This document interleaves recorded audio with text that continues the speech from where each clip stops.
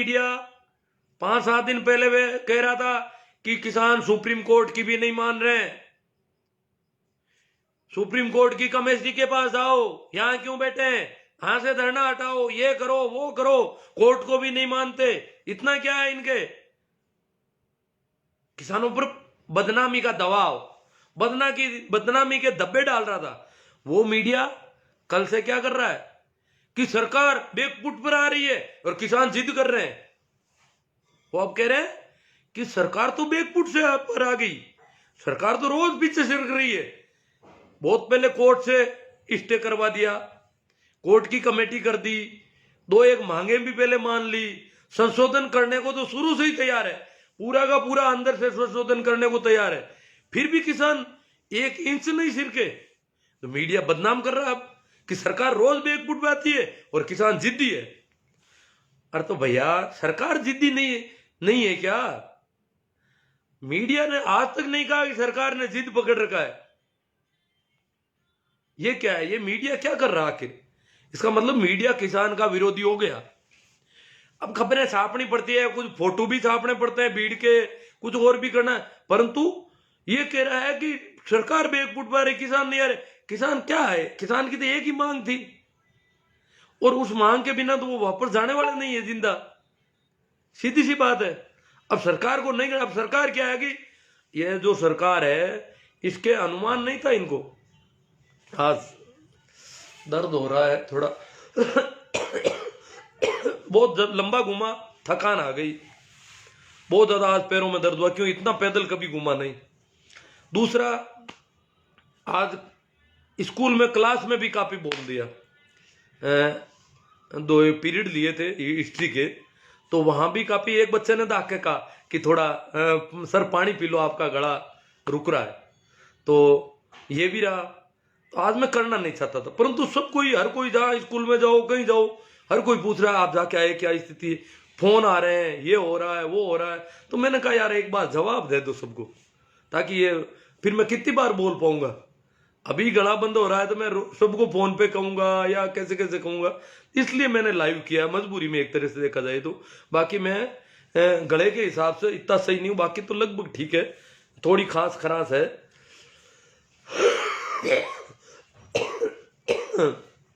Media किसानों को एक तो पहले बदनाम कर रहा था, आपने सुना होगा कि किसानों के ट्रैक्टर जो हैं, किसानों के ट्रैक्टर काफी बड़े आकार के हैं, बहुत बड़े ट्रैक्टर हैं वहां पर। मैंने पहले सुना था पर अब आंखों से देख के आया हूं, तो उन ट्रैक्टरों को मीडिया टैंक बता रहा है, उनकी जो ट्रॉलियां हैं उनको बख्तरबंद गाड़ियां बता रहा है। आपने देखा ना, मीडिया ऐसा प्रचार कर रहा है कि ये तो राजधानी पर हमला करेंगे, गणतंत्र पर हमला करेंगे, देश पर हमला है। जैसे किसान नहीं, कोई चीन की सेना आ गई, जैसे पाकिस्तान की सेना है, कोई विरोधी दुश्मन देश की सेना है। इस प्रकार की बयानबाजी मीडिया में चल रही है। उनके पास ट्रैक्टर है, कोई टैंक थोड़ी है, उनके टैंक थोड़ी है उनके पास, आर्मी के टैंक तो उनके पास है नहीं, ट्रैक्टर उनके अच्छे हैं, काफी बड़े। ट्रॉलियां भी वास्तव में मैंने देखी, इतनी बड़ी ट्रॉलियां, मैं तो सोच भी नहीं पाता था कि इतनी बड़ी ट्रॉलियां भी होती है। वो तो पूरा अंदर मकान की तरह हो जाता है पूरा ही। उनके तो लो लकड़ बहुत बड़ा भारी है, और ट्रैक्टर भी, एक ट्रैक्टर तो मैंने दिखाया था आपको जिसके 8 पहिए थे, और वो ट्रैक्टर तो कोई कह रहा है 35-40 लाख का, कोई कह रहा है 1 करोड़ रुपए का एक ट्रैक्टर है।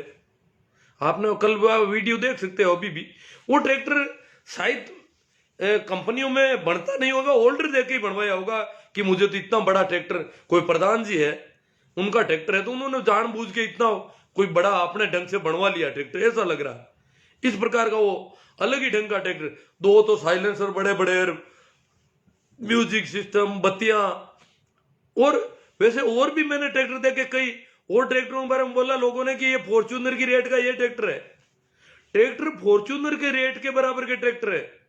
वो शौकीन लोग हैं, शौकिया ट्रैक्टर भी रखते हैं अलग तरह के, और ट्रोलियां, तो उनको ये बदनाम करके यूं बता। अब वो शौकीन कैसे, ये देखो, हम तो शुरू से ही गरीब किसान रहे हैं। मैं ताजुब करता था जब उत्तर प्रदेश के किसान हमारे बेल खरीदने आते थे, मेरठ के और मुजफ्फरनगर के, ये आते थे, गांव में भी आ जाते कभी कभार, तांती डालते, और मेले में तो बातचीत होती रहती थी। तो वो कहते थे कि हम तो भैया बग्गी में जोतेंगे, तुम्हारे बैल की मौज बन जाएगी। मैंने सोचा बग्गी क्या है? बोले रथ है हमारा, बग्गी होती है, घूमने निकलते हैं हम तो, ये घोड़ी की जगह काम आता है। हम नागौरी नस्ल के बैल को घोड़े की तरह काम में लेते हैं, तो हमारा तो बग्गी में जोतता है। और गुड़ खाएगा बैल, गुड़ खाएगा बाबा, जिद मत कर, अब दे दे। बैल गुड़ खाएगा, बग्गी में जूतेगा और मौज करेगा, रोज साबुन से नहाएगा। इस बैल को बेटे से भी ज्यादा इसका प्यार होगा, इसकी मालिश होगी, इसको दबाया जाएगा चारों ओर से, बड़ा यूं अलग ढंग से रखा जाएगा।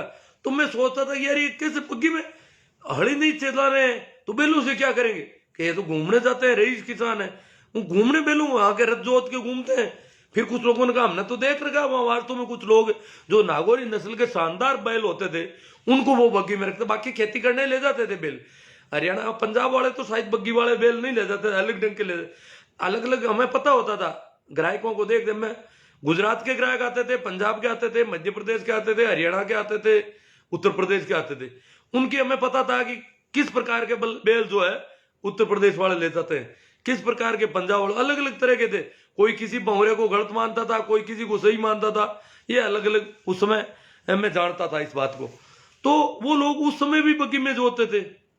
एक बार मेरी एक बैल की जोड़ी थी, मैं तो बच्चा था उस समय, तो मेरे दादा ने वो बैल 12,000 रुपये में वो ले रहे थे, हमने दिए नहीं। मेरा एंड पर आ गया, तो वो जो किसान सपी नाम का आदमी था, मुजफ्फरनगर का मुसलमान, वो व्यापारी था। व्यापारी लोग भी थे, कई व्यापारी थे, कई खुद के बैल लेने आते थे। व्यापारी था, उसने बैल भर लिए, लगभग 2-1 बैल की जगह थी गाड़ी में। तो उन्होंने हमारे कोई रिश्तेदारों को बताया कि अगर वो देते हैं तो वो बैल मैं लेना चाहता हूं, मेरा मन है बहुत, पर पैसे मेरे अब खत्म हो गए हैं। 12,000 हम मांग रहे थे और वो पहले 10,000 में ही थे, तो पैसे खत्म हो गए। 2 बैल की गाड़ी में तो जगह, पर मेरे पास रुपये 4,000 है, या तो मैं 4,000 की कोई जोड़ी लूंगा और या फिर ये 12,000 वाले ले जाऊं, इनके बाकी वाले रुपये। तो उनको लाए, वो बीच में रह गए। मैं सपी के घर गया हूं और सपी का काम शानदार है, बड़ा व्यापारी है बैलों का, तो चलो वो दे दिया। फिर वो उस समय फोन तो थे नहीं, साल भर तक इंतजार करता रहे कि भाई नागौर मेले में वापस आएगा। वो नागौर मेले में आया तो हमने सोचा वो पैसे लेके आया होगा, पर वो तो सफी तो आया ही नहीं मेले में। हमने कहा यार पैसे खा गया इसका मतलब। तो मेला खत्म होने के बाद यहां से उनको जो बीच में थे उनको लेके गए वहां पे मुजफ्फरनगर। वहां जाके वहां गए तो उसने बहुत आवादर की, परंतु उसके एकदम से व्यापार में बहुत घाटा लग चुका था और बोला मेरी स्थिति बहुत डावाडोल है, आप मेरी इज्जत रख दो। 2 आदमी आए थे, दोनों का किराया दे दिया, खर्चा, खिलाया पिलाया, उनको रखा 5-7 दिन और उनको 4,000 रुपये रख दे के बोले 4,000 अभी दे पाऊंगा, 4,000 बाद में दूंगा, और आप मुझे, अब मेरी इज्जत चली जाएगी। आप ये, या अगर सभी लोगों को अगर कह दोगे कि हम सपी की उधारी है और सपी पूरे पैसे नहीं दे पाया, तो मेरे थोड़ा ठीक नहीं रहेगा, ये निवेदन है आप, और आप बातें करो, इधर उधर घूमो सब जगह। तो उन्होंने बहुत आवभगत की। फिर बाद में और दूसरी बार साल भर बाद में और गए तो वो 4,000 लेके आए। उसने बाद में व्यापार भी बंद हो सकता है। कुछ लोगों के नुकसान क्या है कि हमारा नागौरी नस्ल को पूरी को खराब कर दिया। किसने? आपको पता है? हिंदुओं ने। जो हिंदू कट्टरपंथी है वो उन्होंने हमारे नागौरी नस्ल के बैल की कदर खत्म कर दी। जितने भी मुसलमान व्यापारी थे, बाद में तो मुसलमान ही नहीं, यादव व्यापारी, दूसरे सभी पर हमले शुरू कर दिए। इन्होंने जहां भी बैल देखे गाड़ियों में इन्होंने हमले कर दिए, पुलिस बुला ली, नाटक कर दिए। बैल भूखे प्यासे मर रहे हैं गाड़ियों में पड़े। इनको भूखे प्यासे मरने से कोई मतलब नहीं। किसानों को मारा पीटा। व्यापारी भी थे, बैल बेचते थे, खरीदते थे, बोले ये तो कसाई है और बैल मारने के लिए ले जा रहे, गोवंश को मार रहे, यूं करके उड़दंग मचा देते। फिर वो रेलगाड़ियों में ले जाते तो रेलगाड़ियों को रोकना शुरू कर दिया। आखिर मेड़ा और नागौरी नस्ल की गाय आवारा होकर रह गई उनकी वजह से। जो ये झूठ फैलाते हैं, रोज झूठ के जो बाउंडर फैलाते हैं, उन्होंने नागौरी, हालांकि मशीन आ गई मैं भी मानता हूं, परंतु उनको अभी भी शौक है बग्गी में बैल जोतने का। बग्गियां पड़ी है पर वो आ नहीं पाते यहां पर खरीदने की हिम्मत नहीं पड़ती कि सुरक्षित जाना मुश्किल हो जाता है। यहाँ खूब लिखवा के ले जाते हैं कलेक्टर शहर, कई बातें लिखवाते हैं, वहां से लिखवा के लाते हैं, पर वो तो अनपढ़ आते हैं चड्डी गैंग वाले लंगूरों की तरह। वो कोई लिखा हुआ पढ़ते हैं न और कुछ करते हैं, और वो इतने ज्यादा इकट्ठे हो जाते हैं। और अगर उनकी सरकार बाई देवे हो तो वो किसी भी हालत में बेलों को बाहर जाने नहीं देते, और बेलों को बाहर नहीं जाने देते तो यहाँ की बेल और गाय दोनों मर रही है। यहाँ पर बुरी हालत है, क्योंकि नागौरी नस्ल की गाय जो है वो तो उसमें ज्यादा वो नहीं था, क्योंकि दुधारू गाय नहीं है। नागौरी नस्ल को अगर आप देखोगे तो बेलों के लिए प्रसिद्ध है। गाय दुधारू नहीं है, दूध बहुत थोड़ा होता है, पर इसके बछड़े बड़े अजीब अजीब घोड़े की तरह होते हैं। नागौरी नस्ल के बेल विश्व प्रसिद्ध है। एक बार हमारे बेल इलाहाबाद लेके गए थे, इंदिरा गांधी प्रधानमंत्री थी, उसने कोई प्रदर्शनी रखी थी, तो उसमें इलाहाबाद भी उसने सभी तरह के जानवर मंगाए थे, तो इलाहाबाद में भी हमारे नागौर जिले के 2 बैलों की जोड़ी वो लेके गए थे। तो ये पहले तो था, परंतु बाद में सिखों को भी और मुसलमानों को दोनों को टारगेट शुरू कर दिया। किसने? ये शर्म हिंदू पंथियों ने।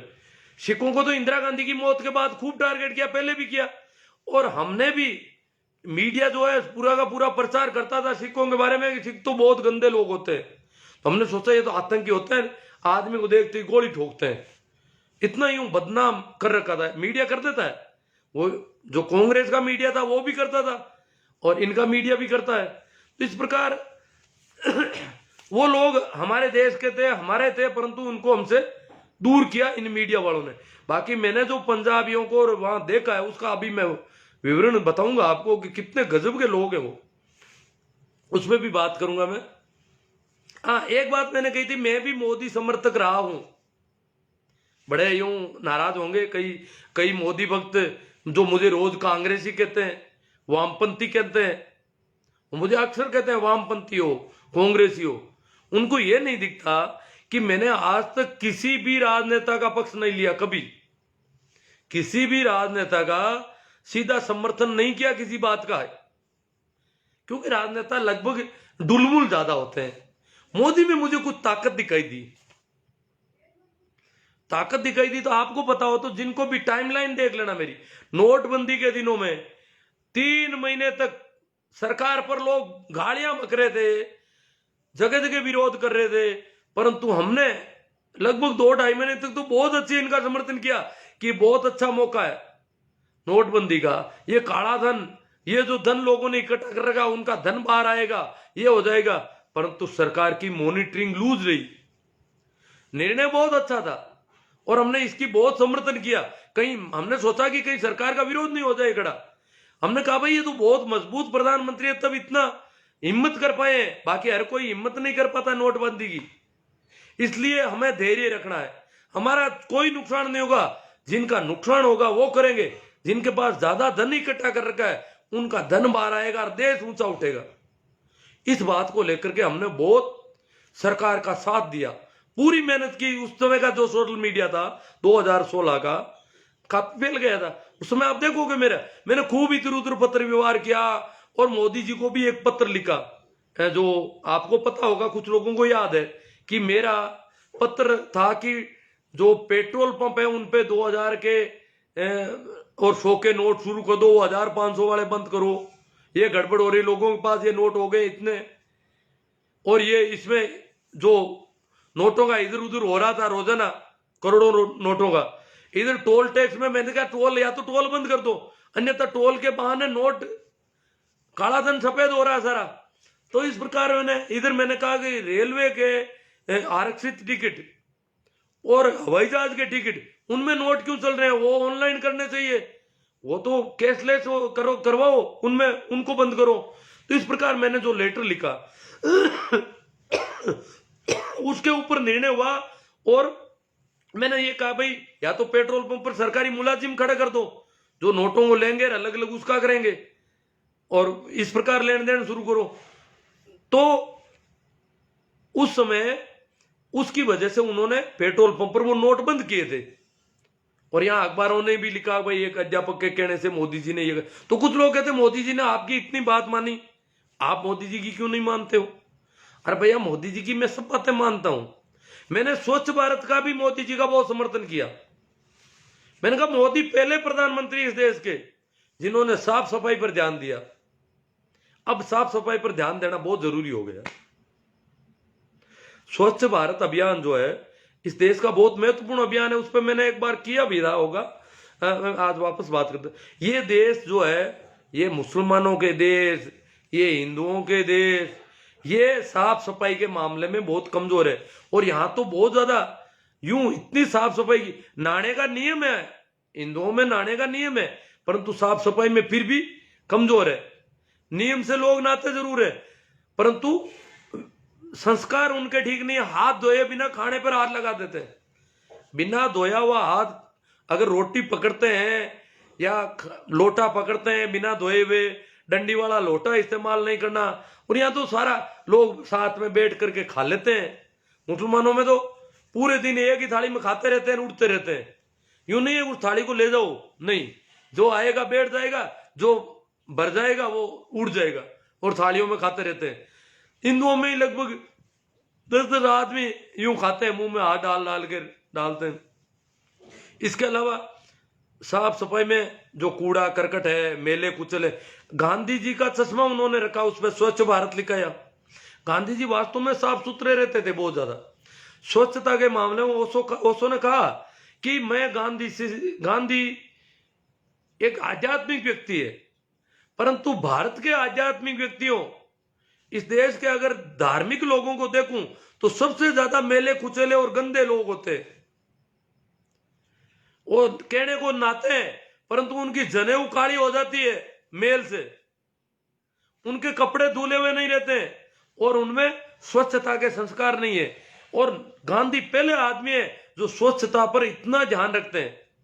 और स्वच्छता नहीं होने की वजह से पहले हमारे यहाँ बीमारियां भी बहुत ज्यादा थी। तो मोदी जी ने वो गांधी जी तो इस प्रकार करते, मोदी जी ने वो लागू किया और कुछ उस दिशा में काम हुआ, पर काम उतना नहीं हुआ जितना होना चाहिए था। हमने समर्थन भी खूब किया। इसके अलावा 1-2 जगह और भी मैंने समर्थन किया, मुझे याद नहीं आ रहा है। एक मैं परिवार नियोजन की कई बार बात होती है कि मोदी जी जो है परिवार को नियोजित कर देंगे। जैसे इंदिरा गांधी एक बहुत मजबूत प्रधानमंत्री हुई, उसने सॉलिड निर्णय लिए, चाहे कुछ भी हो जाओ, ताकत बहुत ज्यादा थी उसके पास, तो उसने किया।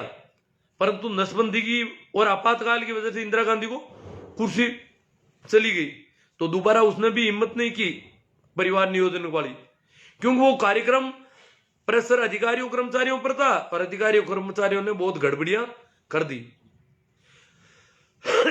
मोदी जी से अपेक्षा थी कि ये परिवार नियोजन तो रोकेंगे, परंतु इनके मंत्री तो कह रहे हैं बच्चे पैदा करो, हिंदुओं बच्चे पैदा करो। अरे भाई, बच्चे ज्यादा पैदा करने से ताकत ज्यादा थोड़ी होती है कोई। अकेले अडानी अंबानी की वजह से लाखों किसान सड़कों पर है आज 3 महीने से 4 महीने से। पैदा तो बहुत हो रखे है, ताकत अलग चीज होती है। ज्यादा पैदा होने से ताकत का अब कोई रिलेशन नहीं है वैसे तो। चलो मैं भटक गया हूं ऐसा। अब बहुत गालियां पड़ रही है, कुछ लोग कह रहे हैं कुत्ते भौंकते हैं, ये है वो है, ये भक्तों की बातें हैं। ये भक्तों के पास देखो, एक तो ये भक्त जो है इनके पास वास्तव में देखा जाए तो बौद्धिक लेवल बहुत नीचा है। और ये जितना भी मैटर उनको बहुत अच्छा लगता है, वो जो कॉपी पेस्ट IT सेल फेंकता है वो तो देखा नहीं, ये फेंका नहीं आगे, दिन भर ये फेंकने का काम करते हैं कचरा। इनके पास ये कोई मौलिक लेखन नहीं, मौलिक खुद का कुछ है नहीं। कमेंट भी इनके आते हैं वही कॉपी पेस्ट कमेंट है, फिक्स है। अपन कोई पोस्ट कोई और है पर कमेंट वही कॉपी पेस्ट वाले आ रहे हैं, पोस्ट से रिलेशन भी नहीं है, फिर भी वो तो उनका तो धंधा है दिन भर का। एक बात मैं कह रहा था कि ये जो किसान परेड हो रही है ये ऐतिहासिक परेड होगी, ये परेड होकर रहेगी, ये भी तय हो गया। आज टिकैत ने बहुत बड़ा बयान दे दिया है और परेड होगी, इसमें कोई दो राय नहीं है। क्योंकि न तो कोई सरकार रोक सकेगी न कोई और रोक सकेगा, कोर्ट इसमें रोकने की बात कर नहीं रहा है। अब ये बदनाम कर रहे हैं कि ये लोग हमला नहीं कर रहे हैं। किसान परेड में किसान बिल्कुल शांतिपूर्वक मार्च करेंगे।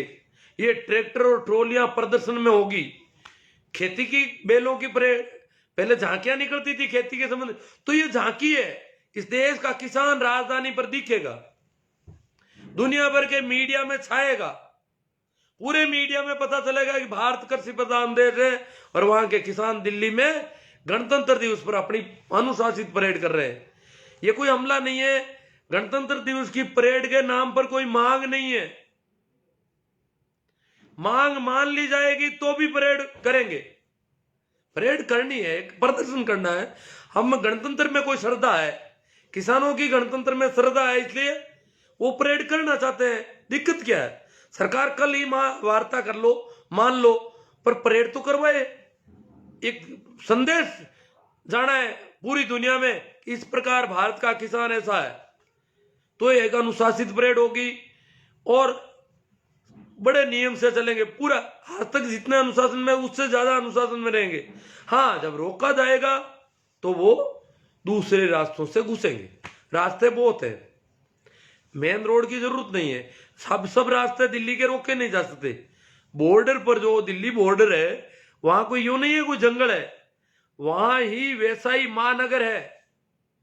वहां ही चारों जगह गुड़गांव, मोदी नगर, गाजियाबाद, ये सब दिल्ली बॉर्डर पर है। ये और दिल्ली अलग अलग नहीं है कुछ भी। तो बहादुरगढ़ दिल्ली से कोई अलग नहीं है।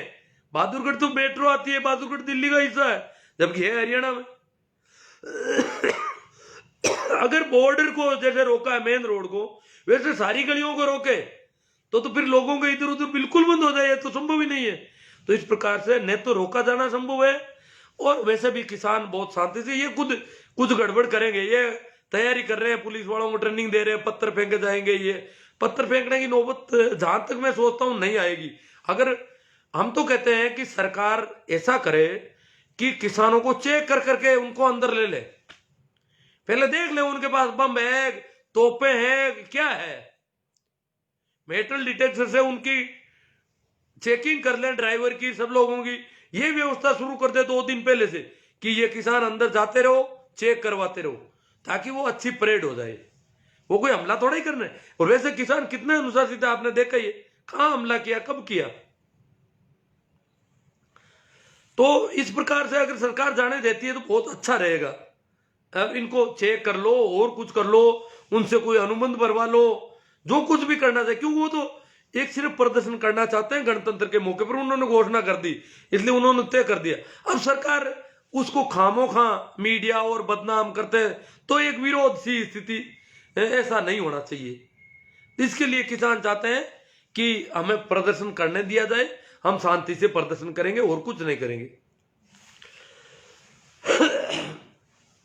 अनुशासन उनका कैसा है, देखो मैंने देखा है कि ये जो बहुत सारे लंगर है, ठेठ तक, छोटे लंगर, बड़े लंगर, कुछ चाय के लंगर, लंगर पे लिखा चाय के लंगर, लंगरों में यह भी लिख दिया कि only for farmers, only for farmers. वहां कुछ भिखमंगों की संख्या बढ़ रही थी, वो खाने पीने के लिए या इस प्रकार के लोग आ जाते थे। कोई गरीब आदमी ये सोच ले नहीं खाना बनाया वही खा लेते, तो उससे क्या है कि थोड़ा सा एक बार ज्यादा बढ़ रही थी, उनका ये ज्यादा दिखते हैं, तो ये लोग कहेंगे यहाँ तो भिखमंगे किसान है ही नहीं, क्यों वैसे ही बहुत बदनाम कर रखा है।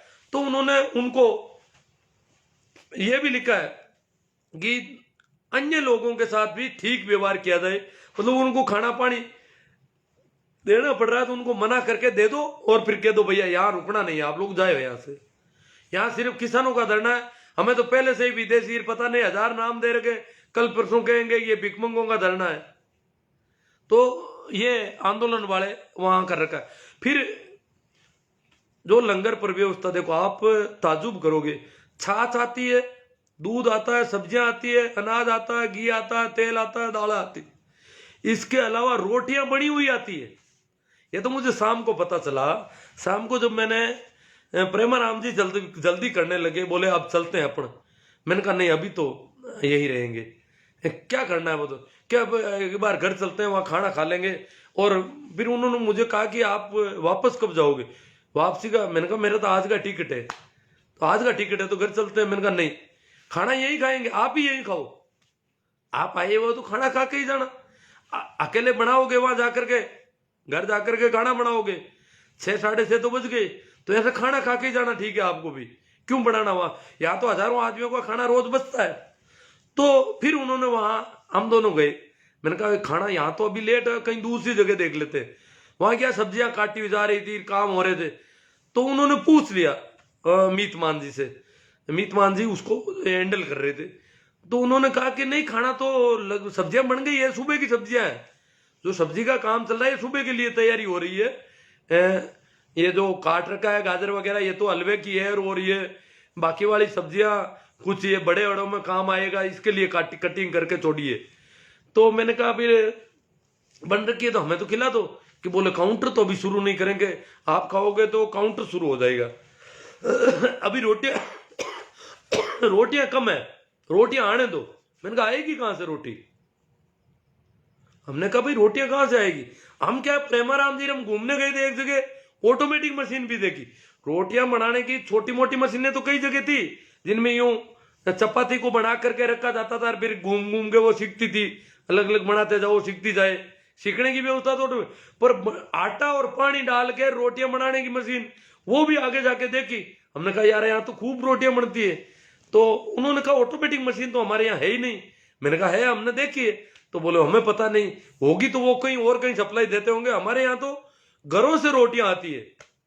मैंने कहा घर किसके? घरों से रोटियां आती है यहाँ पर धरने में? कि हाँ घरों से रोटियां आती है। तो यहाँ अड़ोस पड़ोस के जो गांव है इलाके के, इधर दिल्ली में भी गांव है, दिल्ली का वो ग्रामीण एरिया कहलाता, हालांकि वो तो शहर की तरह हो गया, पर वहां पे किसानों के जितने भी परिवार रहते हैं वो सब रोटियां बनाते हैं एक्स्ट्रा।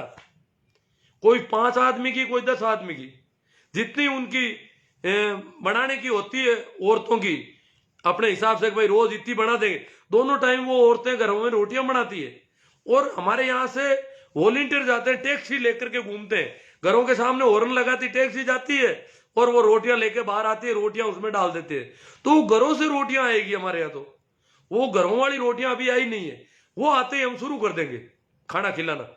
घरों वाली रोटियां नहीं आई है तो अभी हमारे काउंटर पर रोटियां कम पड़ जाएगी, शुरू कर देंगे तो मैंने कहा यार ताजु में घरों से रोटियां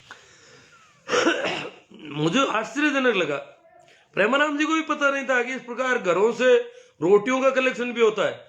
दूध का, छाछ का, सब्जियों का कलेक्शन तो पहले ही पता था। रोटियां भी गांवों से बन करके आती है, गर्मा गर्म दोनों टाइम। अलग से वहां से कलेक्शन होता है, यहां वितरण होता है ला करके। सारी चीजों का ऐसा वितरण का सिस्टम बना रखा है। तो फिर वो प्रेमाराम जी बोले कि उनके फोन आ रहा था। उन्होंने कहा आपका तो टिकट है, तो आप तो रुकोगे तब तो देख लो, गाड़ी आई हुई है, भागरे जी, नैण और वो लोग आए हुए हैं। तो मैंने कहा तो अब मुझे तो जाना पड़ेगा, आप खाना खा के आना आराम से। मैंने कहा नहीं आप जा क्यों रहे हो, तो रोटी तो जिम लो। कि मुझे तो वैसे ही खाना बनाना पड़ेगा उन लोगों का। मैंने कहा उनको वो यहाँ से नहीं है क्या, कि वो तो शहर में कोई काम आए हैं तो इसलिए यहाँ तो अभी कल आएंगे, यहाँ तो आज तो आए हुए नहीं है, इसलिए खाना तो हमें तो बनाना पड़ेगा, मैं जाता हूँ, लेट हो जाऊंगा। तो फिर प्रेमाराम जी वहां से निकल गई। अब मैं थोड़ा दूसरी चीज पे नजर कर रहा हूं उसकी, कि उन्होंने कहा कि जो हाँ मैंने जो देखा उनके किसानों का जो अनुसार, बूढ़े बूढ़े किसान देखे मैंने पंजाब के, बिल्कुल बहुत बूढ़े, खुद हाथ से रोटियां बना रहे हैं, सब्जी बना रहे हैं। खूब जगह जगह लंगरों में बन रही, पर नहीं वहां बना रहे हैं अपनी। हालांकि हो सकता है आटा वो हाथ से लाए होंगे, जिसको विदेशी फंडिंग बोल रही है, जो गांवों से सामान आता है उसका विदेशी फंडिंग के नाम से हल्ला बल मचा रखा था इन लोगों ने। तो पर वो रोटियां सब अपनी अपनी बनाते हैं कि भाई ये सेवा हो जाए, दिन भर बैठे क्या करें। तो और बिल्कुल किसी के चेहरे पर शिकन नहीं, किसी को ये जल्दबाजी नहीं कि कब निर्णय होगा, बस बैठे जैसे यही बसे हुए हैं, कोई बात ही नहीं करता, कोई उड़दंग नहीं, कोई नारेबाजी नहीं, इतनी शांति से। हरियाणा वाले तो और क्या पड़ोसी रह गए, तो वो तो औरतें भी ट्रैक्टर लेके आती है तो नारे लगाती है, आदमी भी थोड़े लगाते।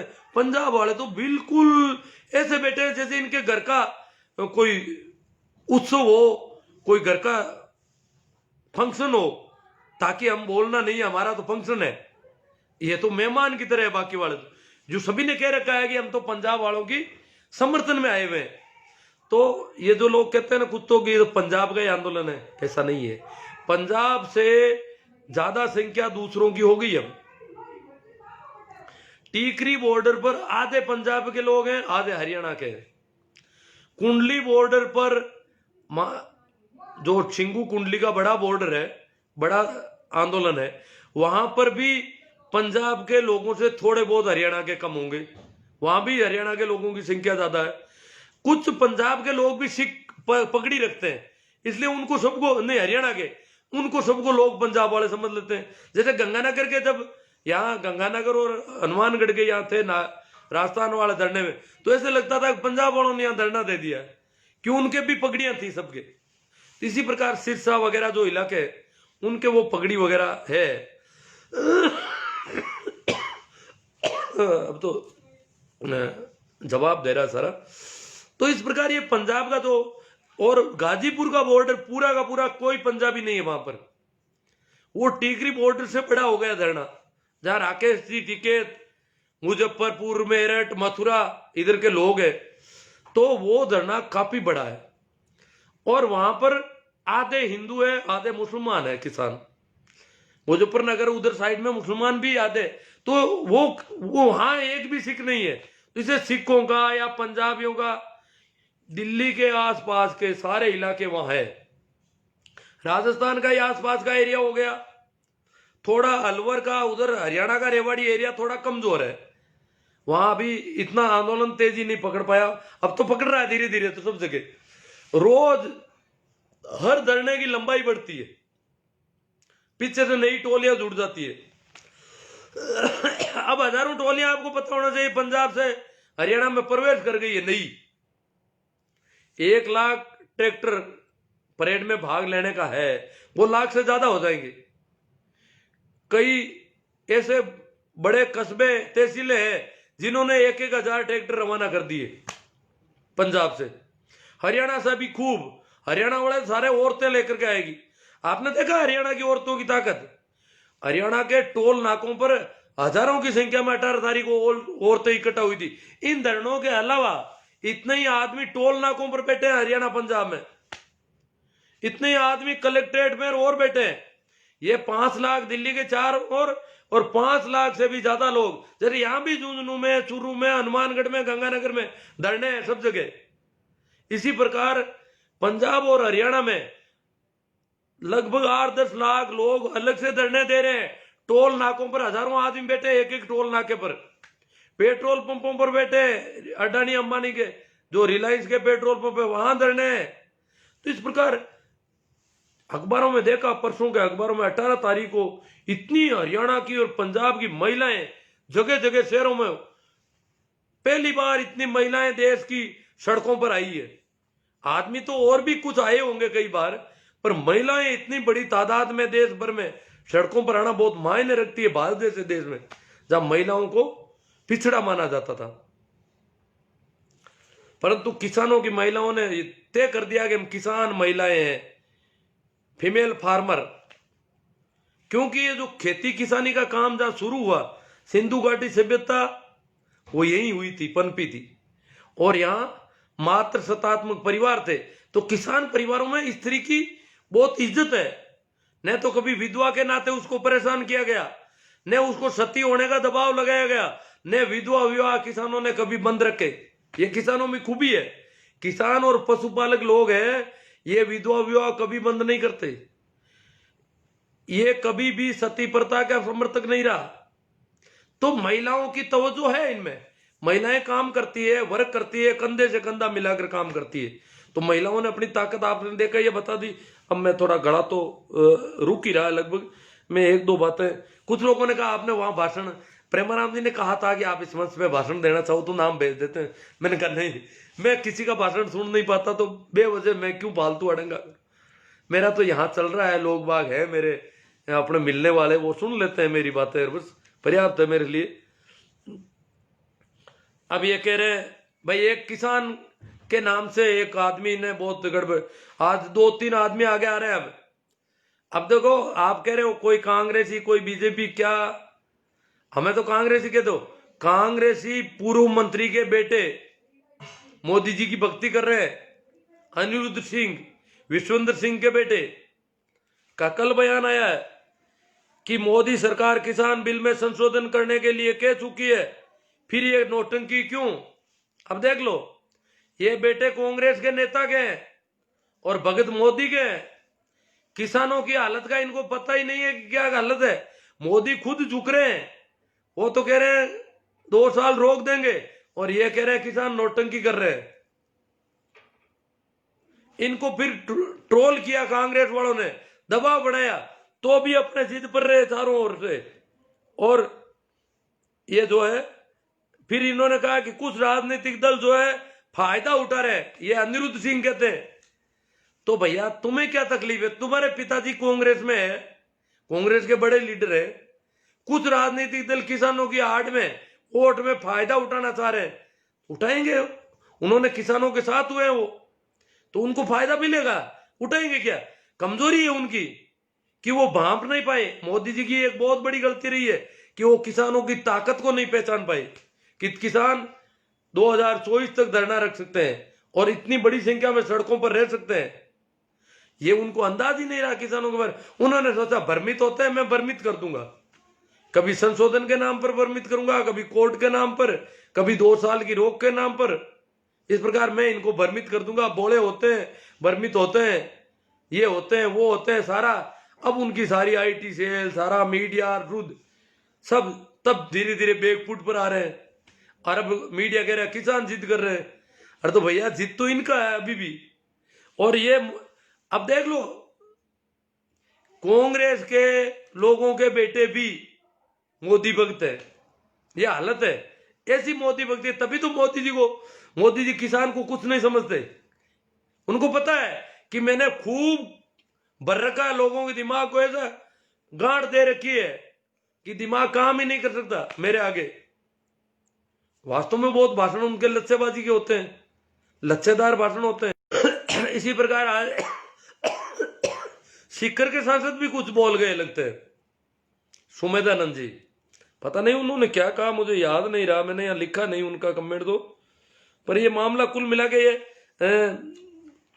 वो तो खैर सरकार में अपनी पार्टी के हिसाब से कर रहे हैं, पर किसान ऐसे लोगों को अब चिन्हित कर रही है कि कौन लोग है जो इतने समय के बाद भी किसानों के दर्द को नहीं महसूस कर रहे हैं। किसान कोई वहां कोई मस्ती थोड़ी मार रहा है। ठीक है, वो बेटे उनकी ताकत है, वो मुस्का रहे हैं, वो उनकी ताकत है। क्यों? उनको पता है रोने से ताकत कमजोर पड़ जाती है। और रोए क्यों? जब अगला इतना कठोर है तो हम भी इस प्रकार रहेंगे। भाई तो केवल पंजाब वाली बात तो कोई रही नहीं। अब मैं लेता हूं, कुछ को कह रहे राजस्थान के किसान नहीं है वहां पर। राजस्थान के किसान है। गंगागढ़ नगर हनुमानगढ़ वाला धरना धारुएड़ा वाला काफी बड़ा है, और शाजापुर बॉर्डर वाला भी काफी, यूं बिल्कुल छोटा नहीं है। 1 किलोमीटर से कम तो वो भी नहीं है। हाँ, संख्या कम है दोनों जगह ही। और फिर राजस्थान दूर पड़ता है। राजस्थान के ज्यादातर इलाके दिल्ली के इतने नजदीक नहीं है। पंजाब भी दिल्ली के नजदीक है राजस्थान को अगर देखें तो। पंजाब तो लगभग दिल्ली से जितना जयपुर है वहां तक पंजाब आ जाता है काफी।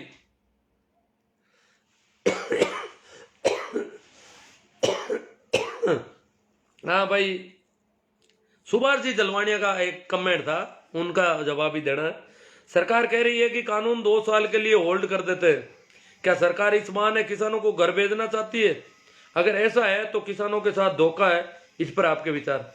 हाँ, सरकार यही चाहती है, शुरू से चाहती है। कभी कहती है 4 आदमी आओ, कभी कुछ देखती। ये धरना एक बार उठ जाए तो फिर धरना देने की स्थिति में नहीं रखेंगे।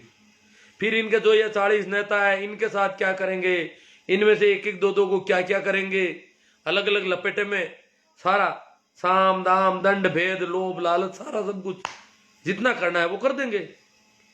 और फिर ऐसा आंदोलन दोबारा खड़ा हो सकता है क्या? अगर ये आंदोलन अभी किसानों का फेल होता है, सफल होता है, तो और हो गए आंदोलन, कई आंदोलन होंगे, मजदूरों के होंगे, सबके होंगे। और फेल हो जाता है तो मनोबल इतना कमजोर पड़ जाएगा कि किसान आंदोलन करने की स्थिति में सदियों तक नहीं आएगा। सदियों तक इस देश में कोई विरोध प्रदर्शन नहीं कर पाएगा सरकार का। तो वापस तो आंदोलन हो नहीं सकता एक बार इनको यहां से भ्रमित करके। क्योंकि मोदी जी को पता है कि भ्रमित होते हैं, इसलिए भ्रमित कर रहे हैं, कभी कोर्ट के जरिए, कभी 2 साल, कभी 1.5 साल। तो ये सारा है। मैं थोड़े कमेंट देख लूं, देखा जाए तो, नहीं तो फिर आ तो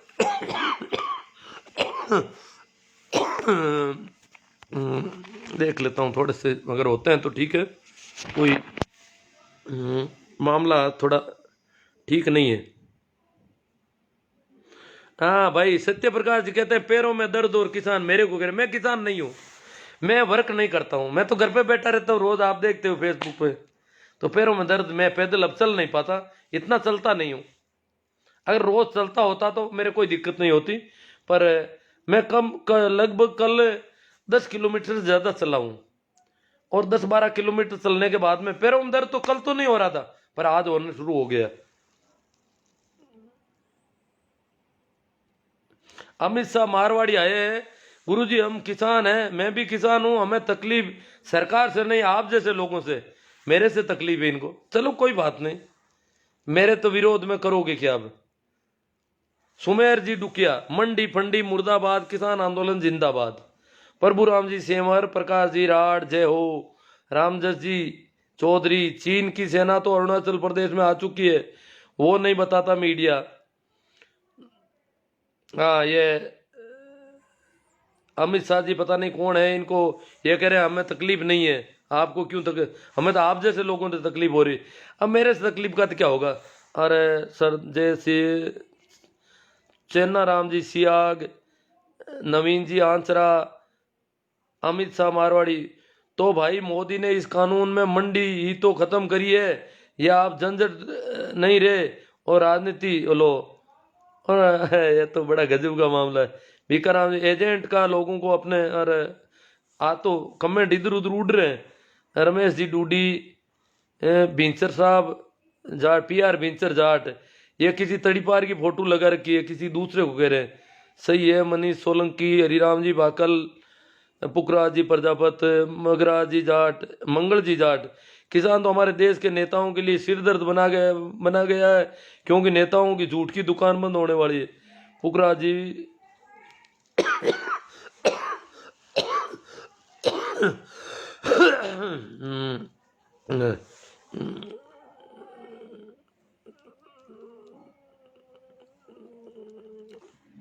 छोटू राजू जी चौहान, मेरे भी कल बाद में जब मैं रेलवे स्टेशन जा रहा था तो फोन आया शाजापुर बॉर्डर से कोई मित्र का कि हम लेने आ जाएंगे, आप आ जाओ। मैंने कहा मैं तो गाँव जाऊंगा सीधा ही। अब मैं एक जगह देख चुका ये कि स्थिति अच्छी है, देखना ही था मुझे, तो अब मैं वहाँ नहीं चलूंगा। उन्होंने काफी कहा आप रेवाड़ी उतर जाओ, ये कर लो, बाद में जयपुर छोड़ देंगे। मैंने कहा नहीं, अब पेड़ा जी, नानिया, महिपाल जी, तंवर, रामसा कांटिया, छेल जी। 2016 में जब नोटबंदी की थी तो शुरुआत में आपने भी नोटबंदी का पक्ष लिया था, और हम उस समय नोटबंदी के खिलाफ थे, हमने उसी टाइम इस प्रश्न लगाए थे। हाँ, छेल जी, तांडी और ये खिलाफ थे, हमने नोटबंदी का खूब पक्ष लिया मोदी जी की। मैंने कहा भाई ये तो बहुत मजबूत सरकार है, अगर इसके अलावा तो कोई ऐसा काम कर नहीं सकता, और हमें साथ देना चाहिए, देश में दुख पालो थोड़े दिन। और तो कभी किसी का समर्थन हमने किया ही नहीं मोदी के अलावा। तो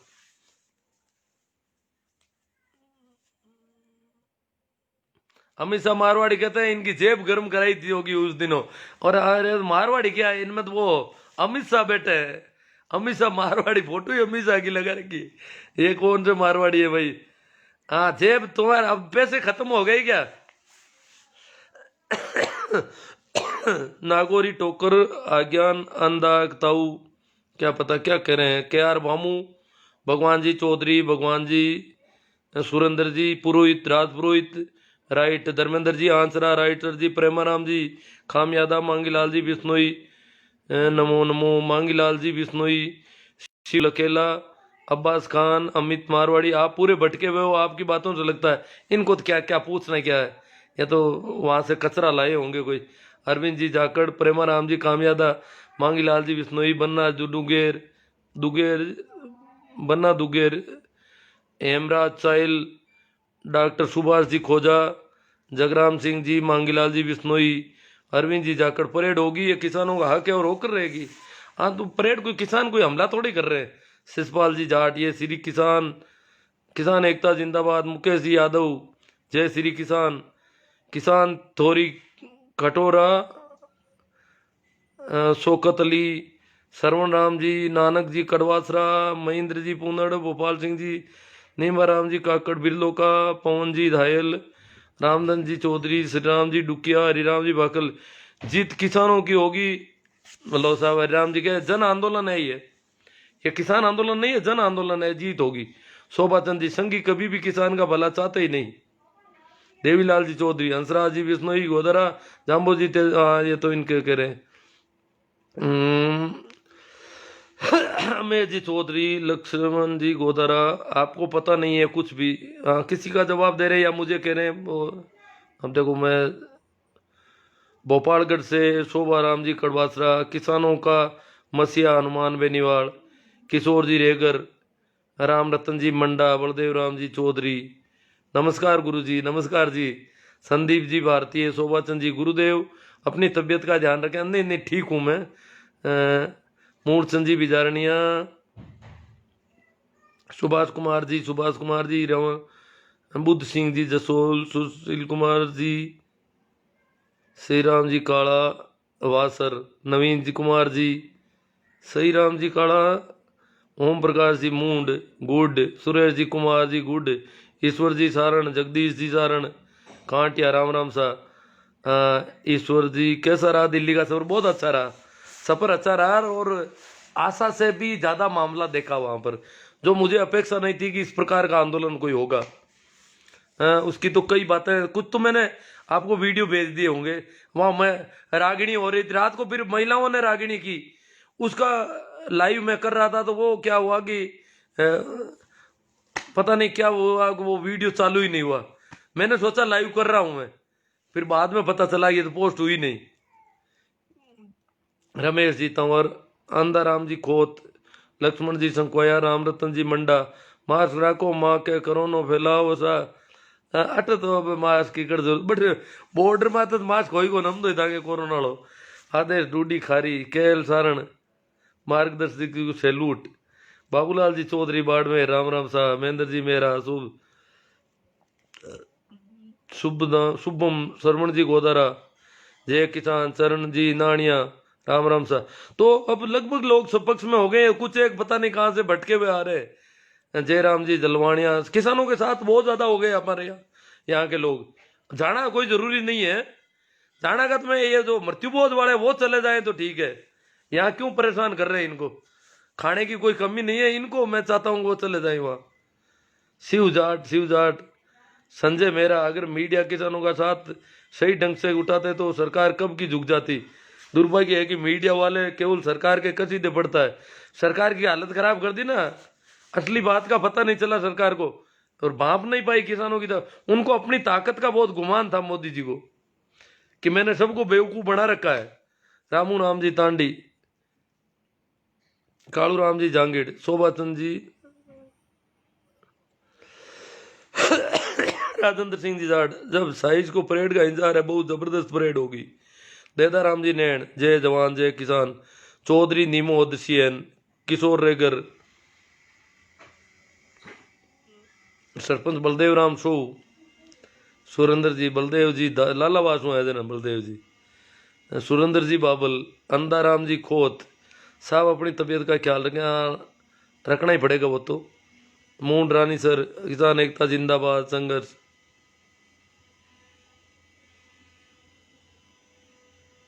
ये मूंड है रानी सर तो एक तो हमारे यहाँ वही है, कोई हरियाणा से, ये कह रहे हम लोग जाएंगे। प्रदीप कुमार जी, मैं भी नानिया हूँ, भाकरोत से तो नहीं है सही। देराज राम चौधरी, भंवर लाल बेड़ा, मनफूल जी अंचरा, देवाराम जी गोरचिया, नेता राजनीति कर सकते हैं पर किसान की खेती वे गरीब बचाने की कोशिश कर रहा है। मुकेश जी पूनिया, प्रदीप कुमार जी, मैं जयपुर में रहता हूँ, एडवोकेट हूँ, बहुत अच्छी बात है सर। किशोर जी रेगर, चेतन चौहान जी, प्रदीप कुमार जी, ठीक है। बातें सारी अपने आप को रोके रखा हूँ, बाकी स्थिति थोड़ी गड़बड़ हो जाए, इससे अच्छा कि अपन राम राम प्रणाम नमस्कार।